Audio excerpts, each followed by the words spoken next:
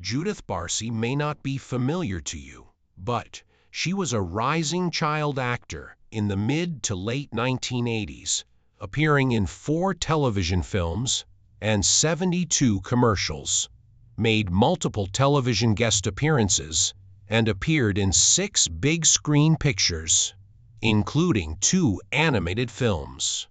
Judith's notable works included television series like Growing Pains and Fatal Vision, which depicted a daughter whose life was tragically taken by her father, 34, a chilling foreshadowing of events to come for those who grew up in the 1990s, and famous movies like Jaws for the Revenge, The Land Before Time, and All Dogs Go to Heaven. The Land Before Time's Judith characters' famous catchphrase, "Yep, yep, yep," undoubtedly brings back fond memories. From the beginning, it was clear that Judith Eva Barsi was destined for a life different from her parents. On June 6, 1978, in Los Angeles County, California, a bright light entered the world. This is the tragic story of Judith Barsi's untimely death as she fell victim to the very person who should have protected her the most, her father. Judith Barsi's incredible cuteness captivated audiences, but many were unaware that her rise to fame was accompanied by a dark and heartbreaking reality.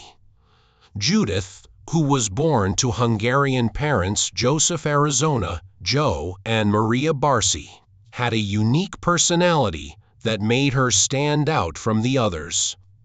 After fleeing the Soviet conquest of Hungary in 1956, Joe and Clara were married in France sometime in the late 1950s. Joe and Clara were fortunate to have 2 children, a daughter named Aggie and a son named Barnum born. However, as time passed, Joe's demon emerged and he became alcoholic, releasing his physical aggression on Clara. In 1964, the family moved to New York in search of a new beginning, but the change of surroundings did not end their suffering. It became intolerable as tendencies switched toward his son Barna. This suffering served as the impetus for Clara's divorce decision. In 1969, Joe sought refuge in Arizona, but tragically, Barra, haunted by the scars of his past, succumbed to the depths of this spell and committed suicide in 1995. Meanwhile, Joe, carrying his burdens, traveled to California and made a living as a plumber. It was there that he met Maria, a fellow Hungarian immigrant who worked as a waitress in a bar in Los Angeles, known as a haven for those seeking refuge in a foreign land.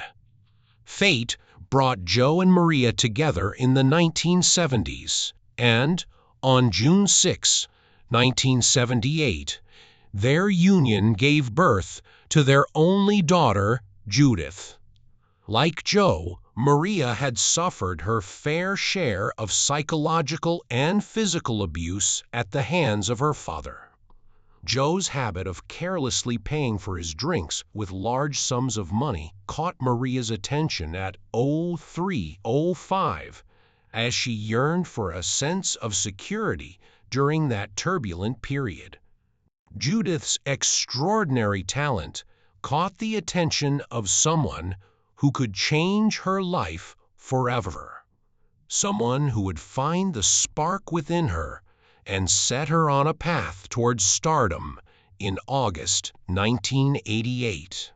Maria, who harbored dreams of an acting career herself, turned her aspirations towards her daughter in the hopes that she would succeed where she had not. The odds were stacked against them because becoming an actress held a 1 in 10,000 chance of success.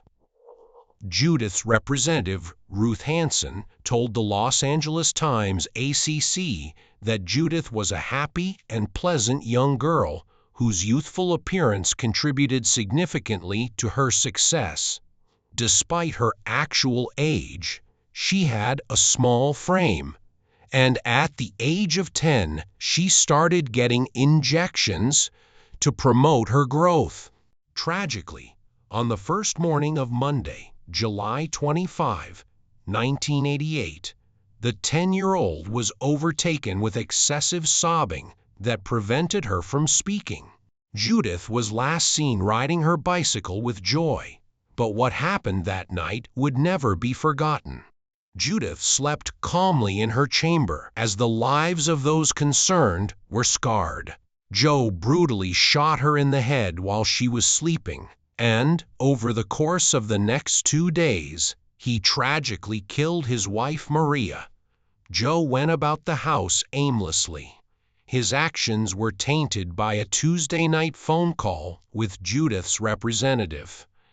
He stated that he wanted time to say goodbye to the young girl who had captured him, and that he intended to leave permanently.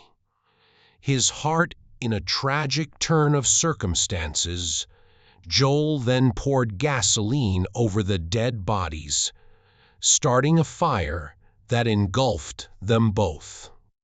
Driven by the gloom inside, Joseph entered the garage and died on August 9, 1988, from a self-inflicted gunshot wound from a .32mm revolver. At the Serene Forest Lawn Memorial Park in Los Angeles, Judith and her mother Maria were buried in unmarked graves. Unfortunately, Judith would never get to see the finished versions of the 2 movies she loved the most. Among her many roles, she had stated that bringing the character of Ducky to life had held a special place in her heart. About 2 months after the tragic death of the Bars, a significant revelation surfaced on September 7, 1988. The Land Before Time and All Dogs Go to Heaven were both released posthumously. The Los Angeles Times revealed that a county advisory panel chastised the Crown Prosecution Service for closing their investigation into the threats of violence against Judith and Maria Barsi too soon. The inquiry's aftermath called for more funding to ease the strain on social workers and stressed the value of home visits and child interviews before wrapping up a case. This depressing event exposed the shortcomings of a system set up to prevent and combat such abuse, revealing a flaw that still exists, even though hindsight allows us to clearly. The tension in consideration is still present today, showing, in 2004, Nancy became a beacon of hope for the plight of women and children who experience ongoing abuse and threats without proper help.